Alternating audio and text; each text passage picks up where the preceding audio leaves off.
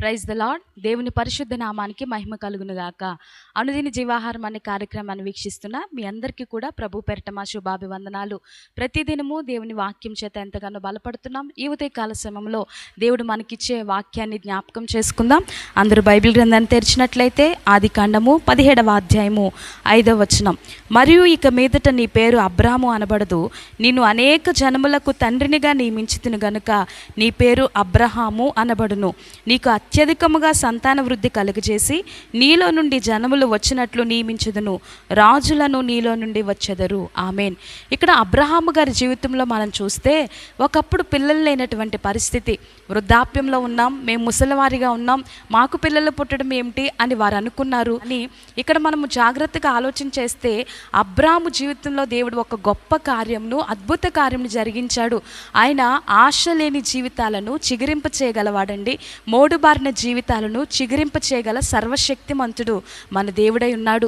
ఇక్కడ అబ్రాహాము మొదటిగా పిల్లలు లేనటువంటి స్థితిలో ఉన్నటువంటి ఆ వ్యక్తితో దేవుడు వాగ్దానం ఇస్తూ దేవుడు అంటున్నటువంటి ఒక చక్కటి మాట, ఇక నుంచి నీ పేరు అబ్రాము అనబడదు, అబ్రహాముగా నేను నియమించి ఉన్నాను. అబ్రహాం అంటే ఇక్కడ అర్థం ఏమిటి? ఒకప్పుడు పిల్లలు లేని స్థితి, కానీ ఎప్పుడైతే అబ్రహాముగా మార్చబడ్డాడో అనేక జనములకు తండ్రిగా దేవుడు అతన్ని నియమించాడండి. నిజమే, మన జీవితాల్లో కూడా ఆశలు లేనటువంటి పరిస్థితిలో ఒక ఆశను పుట్టించగలవాడు.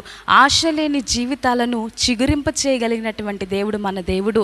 ఒకవేళ నీ హోప్స్ అన్నీ కూడా పోగొట్టుకున్నావేమో, నాకు పిల్లలు పుట్టరు, మా యొక్క కుటుంబంలో మా జీవితాల్లో ఈ అద్భుత కార్యం జరగదని డాక్టర్లు చెప్పినటువంటి మాటలను బట్టి మీరు ఎంతగానో బాధపడుతున్నారేమో, కలవరానికి గురవుతున్నారేమో, కానీ నిజముగా ఆయన వాగ్దానం ఇచ్చాడంటే ఆయన సర్వశక్తిమంతుడై ఉన్నాడు. వాగ్దానం ఇచ్చిన దేవుడు నమ్మదగిన దేవుడై ఉన్నాడు. ఆయన నమ్ముకొనదగిన సహాయకుడై ఉన్నాడు. 3వ బుధవారంలో దేవుడు మనల్ని ప్రవేశపెట్టాడు కదా, పిల్లలు లేని వారి కొరకు ప్రత్యేకించి మనం ప్రార్థన చేస్తున్నాం. అనగా మనకున్నటువంటి నిరీక్షణ ఏమిటంటే గర్భఫలము లేని వారి పక్షముగా దేవుడు అద్భుత కార్యము చేసి వారి గర్భాల్ని తెరుస్తాడనేటువంటి ఆశతో, తృష్ణతో దేవుని వైపు చూస్తున్నాం. నీవు నిజముగా అబ్రాము వలె, స్నేహితుని వలె దేవుని సన్నిధిలో గడిపినట్లయితే, అబ్రాము వలె దేవునితో సన్నిహితంగా నీవు ఉండగలిగినట్లయితే నీ జీవితంలో దేవుడు వాగ్దానం ఇవ్వగలడు. ఇక్కడ చూడండి, మరి అబ్రాము జీవితంలో దేవుడు ఇస్తున్నటువంటి వాగ్దానము, అనేక జనములకు తండ్రిగా నియమిస్తానని.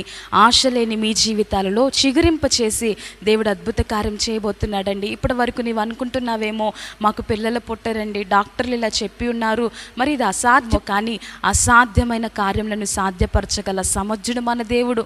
మా జీవితాల్లో కూడా ఒకప్పుడు పిల్లలు లేనటువంటి స్థితి, మా జీవితాల్లో కూడా పిల్లలు లేరు అనేటువంటి నింద, అనేకులు అనేక మాటలు అంటున్నప్పుడు వారి మాటలు విని కలవరము చెందినటువంటి పరిస్థితి, వారి మాటల ద్వారా కాస్త కొంత దిగులు పడినటువంటి సందర్భాలు అనేకములుగా ఉండి ఉన్నాయి.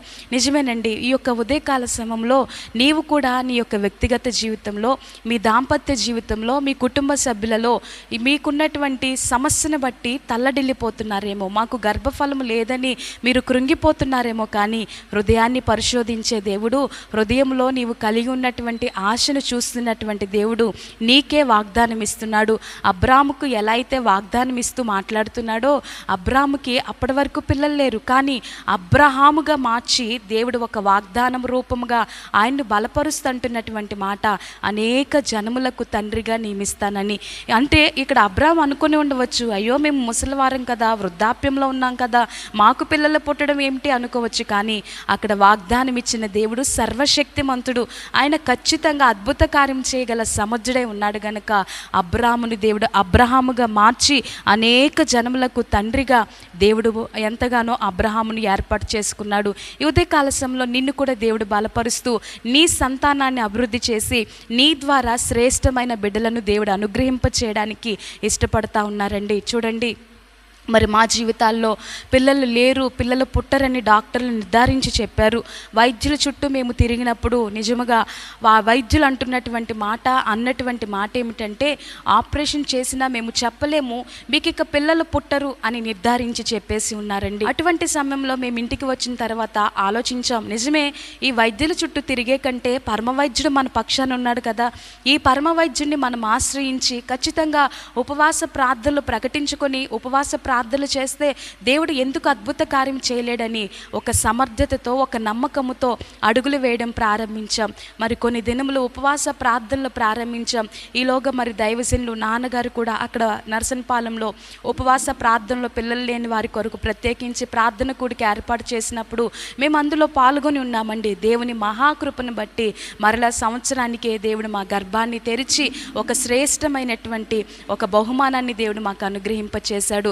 మొదటిగా కుమార్తెని దేవుడు అనుగ్రహించాడు, మరలా కుమారుని దేవుడు అనుగ్రహించాడు. దేవుని మహాకృపను బట్టి 2 బిడ్డలను మాకు అనుగ్రహింపచేసి దేవుడు ఎంతో అద్భుత కార్యమును మా జీవితాల్లో జరిగించాడు. ఒకప్పుడు మా స్థితి కూడా పిల్లలు లేనటువంటి స్థితే, మా పరిస్థితి కూడా కృంగిపోయినటువంటి పరిస్థితే. కానీ మేము ఎప్పుడైతే దేవుని మీద ఆధారపడి ఉన్నామో, ఎప్పుడైతే ఉపవాస ప్రార్థనలు ప్రకటించుకొని ఉపవాస దినములు చాటించి మేము ప్రార్థించామో దేవుడు మా జీవితంలో అద్భుత కార్యం చేశాడండి. ఆయన దర్శనాల ద్వారా, ఆయన కళల ద్వారా దేవుడు మమ్మల్ని ఎంతగానో బలపరిచాడు. ఈ ఉదయకాల సమయంలో నీవు కూడా గర్భఫలం లేదని బాధపడుతున్నావేమో, నీ జీవితంలో ఇంకను ఎదురుచూపులే, ఇంకను ప్రతి నెల కూడా డేట్ మిస్ అవుతున్నప్పుడు ఈసారి వస్తుందేమో అని ఒక ఆశతో చూచేటువంటి అనుభవము, కానీ నిరాశ మిగులుతుందేమో. కానీ ఒక్కసారి నీవు మనస్ఫూర్తిగా హృదయపూర్వకంగా ఒక్కరోజు ఉపవాస దినము చాటించుకొని ఉపవాస ప్రార్థనలో తీర్మానం చేసుకొని నీవు ఆయన పాదముల మీద ఎంతో నమ్మకంగా నీవు ఉండగలిగినట్లయితే, ఆయన పాదాలు పట్టుకొనగలిగినట్లయితే తప్పకుండా మా జీవితాల్లో దేవుడు చేసిన అద్భుత కార్యమును మీ జీవితాల్లో కూడా దేవుడు చేస్తాడండి. మరి 7 బుధవారాలు ఉపవాస ప్రార్థనలో 3వ బుధవారంలో మనం ఉండి ఉన్నాం. ఈ 3వ బుధవారంలో దేవుడు కార్యం జరిగించాలి, 7 బుధవారాలు ముగించే లోపే దేవుడు అద్భుత కార్యం జరిగించాలని ఆశతో మనం ప్రార్థిస్తున్నాం. ఆశగల ప్రాణాన్ని తృప్తిపరిచే దేవుడు తప్పకుండా అద్భుత కార్యం చేయాలని ప్రార్థన చేద్దాం.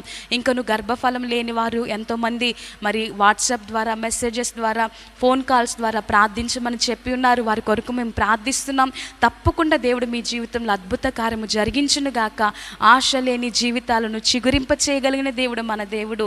పిల్లలు లేరు అనేటువంటి నింద నుండి ఆ నిందను తొలగించి అనేక జనములకు తల్లిగా తండ్రిగా నియమించి అద్భుత కార్యము చేయగల సముద్రుడే ఉన్నాడు గనక అబ్రాము జీవితంలో చేసిన దేవుడు నీ జీవితంలో జరిగిస్తాడు. మా జీవితంలో జరిగించిన దేవుడు మీ జీవితాల్లో కూడా జరిగిస్తాడు. ఒక ఆశతో, నమ్మకంతో దేవుని పాదాలు పట్టుకుందాం. ఆయన కృప కొరకు వేచి చూద్దాం. తప్పకుండా దేవుడు మీ జీవితాల్లో అద్భుత కార్యము జరిగించునుగాక. ఆమేన్. అందరూ కళ్ళు మూసుకొని ప్రార్థనలో ఏకీభవిద్దాం. పరిశుద్ధుడా, ఉదయకాల సమయంలో నీవు ఇచ్చినటువంటి మాటలను బట్టి స్తోత్రాలయ్యా. ఇదిగో తండ్రి, అబ్రాము ఒకప్పుడు ప్రవ్వా పిల్లలు లేనటువంటి స్థితి, కానీ అబ్రాముని అబ్రహాముగా మార్చావు ప్రవ్వా. అనేక జనములకు తండ్రిగా నీవు నియమించి ఉన్నావు ప్రవ్వా. ఈ ఉదయకాల సమయంలో పిల్లలు లేరు అనేటువంటి నిందను భరిస్తున్న నీ బిడ్డలను జ్ఞాపకం చేసుకునండి అయ్యా. వారికి వాగ్దాన రూపముగా నీవు ఇస్తున్నటువంటి మాట, అనేక జనములకు తల్లిగా తండ్రిగా నియమిస్తానని నీవు మాట్లాడుచున్నావయ్యా. నీ ప్రేమను బట్టి స్తోత్రాలు. గర్భఫలం లేక బాధపడుచున్న నీ బిడ్డలను జ్ఞాపకం చేసుకోనండి నాయన. మా జీవితాల్లో అద్భుత కార్యము జరిగించిన దేవా, వారి జీవితాల్లో కూడా నీ గొప్ప కార్యం జరిగించండి. నీ మీద ఆధారపడే మనసును నాయన, ఉపవసించి ప్రార్థించే కృపను తండ్రి దయచేయండి అయ్యా. నిజముగా మీ సన్నిధిలో కన్నీరు కార్చి పూర్ణ హృదయంతో, పూర్ణ మనసుతో నిన్ను ఆరాధించి స్తుతించి ప్రార్థించినప్పుడు ఎన్నెన్నో అద్భుత కార్యములు చేయగల సమర్థుడివై ఉన్నావు ప్రవ్వా. ఈ యొక్క 3వ బుధవారం నా తండ్రి మీ సన్నిధిలో ప్రార్థిస్తూ ఉండగా గర్భఫలము లేని ప్రతి ఒక్కరి గర్భము యేసు నామములో తెరవబడునుగాక తండ్రి. ఈ క్షణమందే నీ కార్యమును మొదలు పెట్టండి నాయన. ఈ క్షణమందే ప్రతి లోపమును సవరింపచేసి ప్రవ్వా నీ అద్భుత కార్యము జరిగించండి అయ్యా. మీ చిత్తమైతే 7 బుధవారాల్లోనే ప్రవ్వా శుభవార్తను, కృపావార్తను వినే గొప్ప తండ్రి అయ్యా, ఒక శుభవార్తను మాకు వినిపించండి అయ్యా. నీవే నీ అద్భుత కార్యమును జరిగిస్తున్నాయన అయ్యా. మీ క్రియలే మీకు కృతజ్ఞతాస్తుతులు చెల్లించుచున్నవి గనుక మేము కృతజ్ఞతాస్తుతులు చెల్లించే గొప్ప కార్యమును జరిగిస్తూ మీ సన్నిధిలో వర్ధిల్లే కృపను దయచేస్తూ ఈనాడు ప్రార్థనలో ఏకీభవిస్తూ నమ్మకముతో, విశ్వాసంతో నీ బిడ్డల పక్షముగా యేసు నామంలో గర్భము తెరవబడునుగా కానీ ప్రార్థిస్తూ ఈ దీనురాలు చేసిన చిన్న ప్రార్థన నీ పాదాల చెంత చేర్చుకొని ప్రతిఫలం దయచేయమని యేసు నామంలో అడిగి వేడుకొంచున్నాము తండ్రి. ఆమేన్. అందరికీ హృదయపూర్వక వందనాలండి. అలాగనే ఇంకను మన ఛానల్ సబ్స్క్రైబ్ చేయకపోతే సబ్స్క్రైబ్ చేయండి, లైక్ చేయండి, షేర్ చేయండి, కామెంట్ ద్వారా మీ స్పందన తెలియపరచండి. దీని ద్వారా ఇంకను మేము చేసేటువంటి వీడియోస్ మీకు నోటిఫికేషన్ ద్వారా వస్తే కనుక దయచేసి గమనించవలసిందిగా ప్రభుపేట తెలియజేస్తున్నా. God bless you all. దేవుడు మిమ్మల్ని దీవించునుగాక. ఆమేన్.